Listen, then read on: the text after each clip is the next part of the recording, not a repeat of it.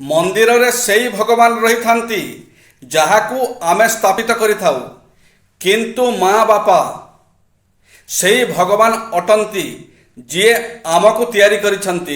ବୃକ୍ଷରେ ଗୋଟିଏ ସୁଗନ୍ଧି ପୁଷ୍ପ ସମଗ୍ର ବନଭୂମିକୁ ସୁବାସିତ କଲା ପରି ଏକମାତ୍ର ଗୁଣବାନ ପୁତ୍ର ଦ୍ୱାରା କୁଳ ଉଜ୍ଜଳ ହେବା ସଙ୍ଗେ ସଙ୍ଗେ ମାତା ପିତା ତଥା ବଂଶର ଗୌରବ ବଢ଼ିଥାଏ। ଉତ୍ସବ, ବିପଦ, ଦୁର୍ଭିକ୍ଷ, ବିପ୍ଳବ ସମୟରେ ରାଜଦ୍ୱାରେ ତଥା ଶ୍ମଶାନରେ ଯିଏ ବନ୍ଧୁ ପାଖରେ ଥାଏ ସିଏ ପ୍ରକୃତ ବନ୍ଧୁ।